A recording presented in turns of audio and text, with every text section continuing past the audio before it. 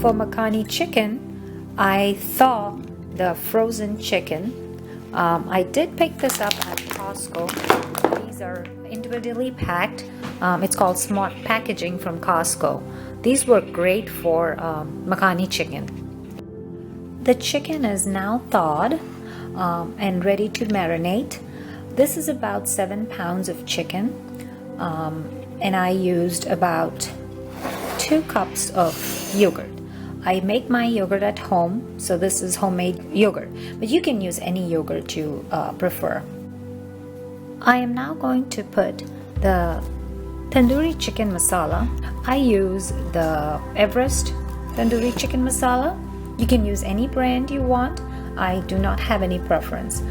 This is about 3 tablespoons, and I'm going to mix that in the yogurt and make a marinade mixture for the chicken. I also add a little bit of salt, about a teaspoon of salt to the mixture, and mix it well, and then put the chicken in the mixture and set it to marinate. The marinade mixture is ready. I will add the chicken one by one, chicken breast in here, and make sure all of the marinade gets into each and every chicken breast. I'm gonna set this, once this is ready, I'm gonna set it aside for about 7 to 8 hours so that the marinade sticks to the chicken, and then I'm gonna bake it. So these are about 6 chicken breasts. All of these are coated with the marinade, so I'm just gonna set it aside so that the marinade gets into it, and then I'll bake it. I usually put my chicken in the refrigerator so that there are no chances of any bacteria or any of that. So just put it in the refrigerator after you have set it to marinate it. For chicken makhani or butter chicken, we need 5 to 6 pods of big elaichi or brown elaichi, 5 to 6 bay leaves, a teaspoon of cloves, 3 to 4 sticks of cinnamon, 10 to 12 pods of green elaichi or cardamom, 2 tablespoons of kasuri methi or dry methi,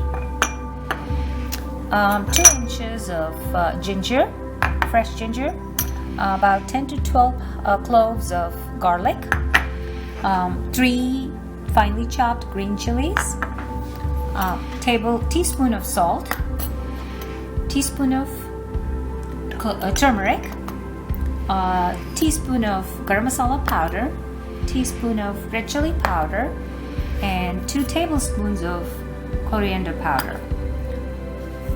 I also add 2 tablespoons of honey at the end once the gravy is cooked to give it a nice sweet flavor.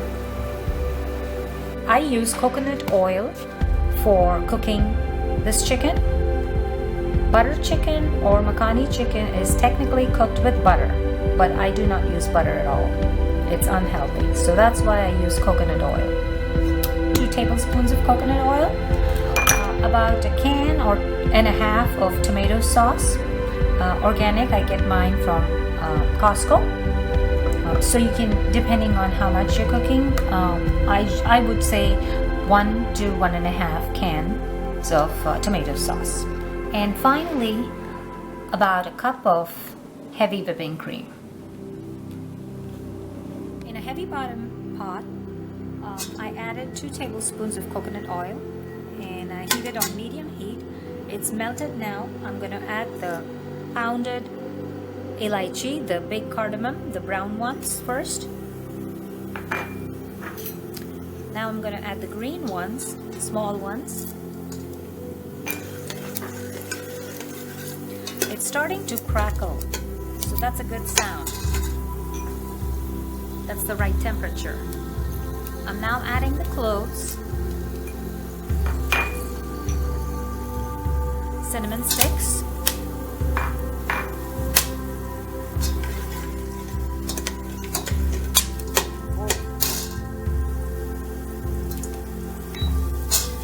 and now come the bay leaves at the very end.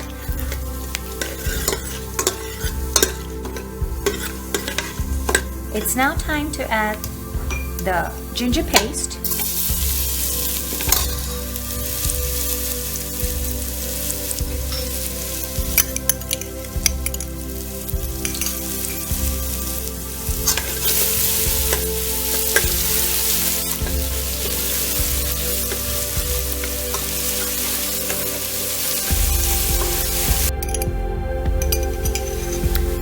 Ginger garlic paste is now also crackling.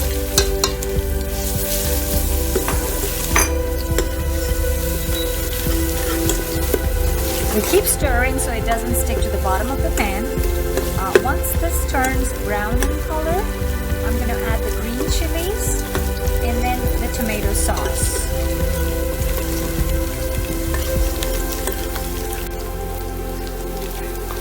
I'm now adding the green chilies to it. I add the green chilies at the time of frying so that it's cooked well and you don't feel, when you eat it, you don't feel the green chili in your mouth. Cook it for about 2 more minutes.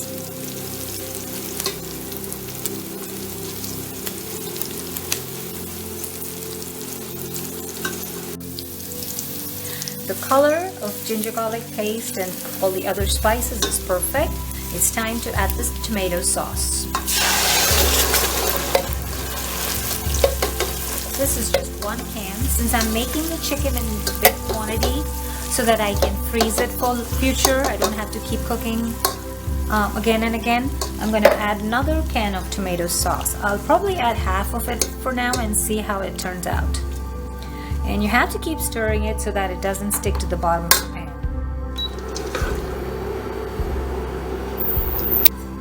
I'm going to add the spices in here now, of course starting with salt. 1 teaspoon to begin with of salt. About 1.5 teaspoon of turmeric. 2 tablespoons of coriander powder. 1 teaspoon of red chili powder and 1 teaspoon of garam masala powder. Cook it for another minute and a half. Just make sure it doesn't splatter. It's now time to add water. The amount of water I add is I just fill the can of tomato sauce and add it, and as I go I stir it and see the consistency, and accordingly I add the water. It shouldn't be too watery, it shouldn't be too thick either. Right now it's very thick.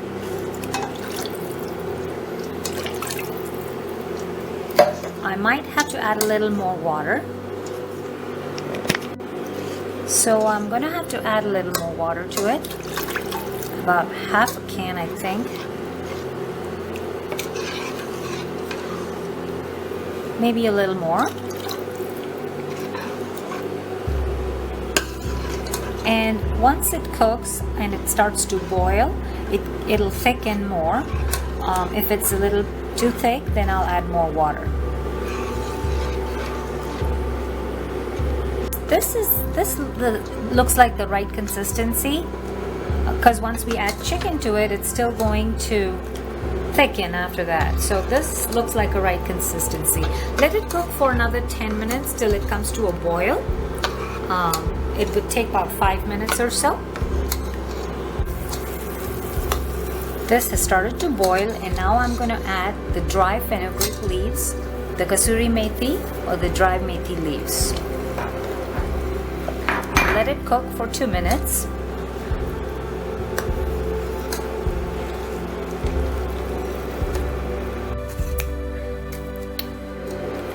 The gravy is cooking very well. It's time to add the cream, the fresh cream, heavy whipping cream. It's a cup of fresh cream.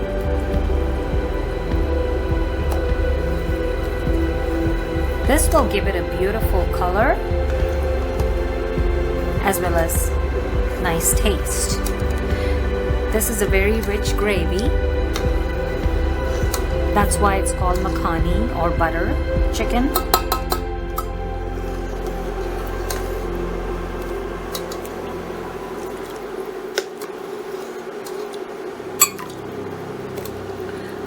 After you add the cream, let it cook for 2 minutes. The color of the gravy is perfect. It looks rich, smells good. Time to add the honey, 2 tablespoons of honey.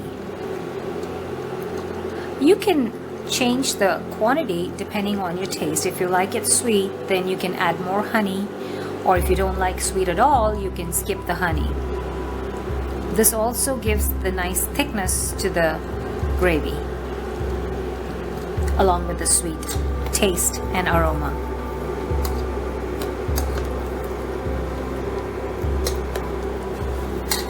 Once you add the honey, cook for 2 minutes, and then it's time to add the grilled marinated chicken. Next, I'm going to grill the marinated chicken. I had put it in the refrigerator to marinate it, pulled it out about 2 hours, so I'm gonna grill it on my griddle right here. You can do it on your barbecue, or you can do it on in the oven too, but I like using this because it's quick. So turn on the griddle and set the temperature to about 350, and then put some oil in the griddle, not a lot, just to kind of so that the chicken does not stick to it. It won't stick to it since it's a non-stick griddle, but sometimes, because of the yogurt, it might still stick. So just a little bit, sprinkle that oil, any oil is fine, and then put the marinated chicken on there. The oil is now heated. I'm gonna put my marinated chicken on here. I think it fits only 4 at a time.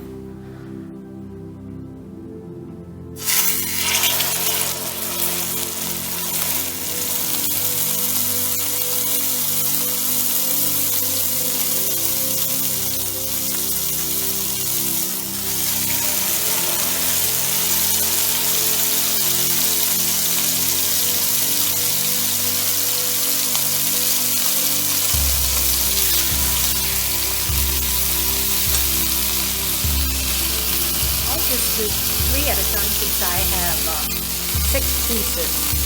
I will do about 5 minutes each side, and then I'll flip it over. It's now time to flip the chicken. Cook it again for 5 minutes the other side.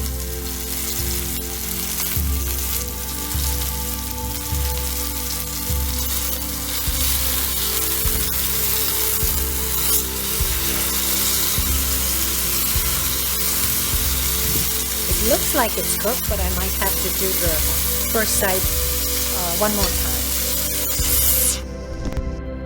This is how the chicken looks once it's cooked in the griddle.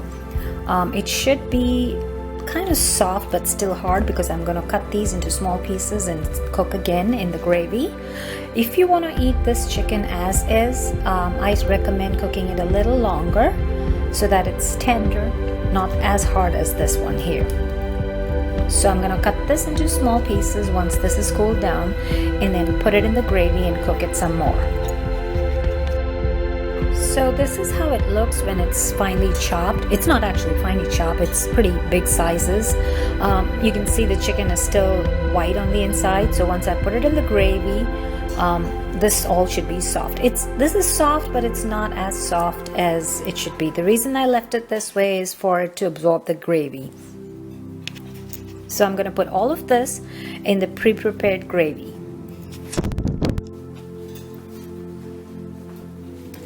You can now see I'm adding all of the chicken pieces into the gravy that we had prepared previously, and I'm going to cook it for 10 to 15 minutes or until the chicken is fully cooked. I'm going to cook this on medium heat till the chicken is fully cooked. So I think it should take 15 minutes since it's a big quantity. And like I said before, I cook it in big quantities so that I can freeze it and I don't have to cook over and over again. You can eat this 3 or 4 times a week. Chicken's full of protein, so you can freeze it. That's the reason I cook it in big quantities. So in about 15 minutes this should be ready. You can cover it and cook it actually, so it cooks a little quicker. You can leave the ladle in so there's a little bit of air going in and it doesn't splatter. The chicken is now cooked and ready to serve. I'm just gonna show you how I test this chicken to make sure it's all done. I just take a piece of chicken and I try to run the knife through, and it should be nice and smooth. It should cut nice and smooth. You don't have to force the knife into it, just a tiny bit. So yes, this chicken is ready to serve. This is how you cook the chicken tikka masala or makhani chicken or butter chicken. You can serve this with naan or rice. Serve it hot.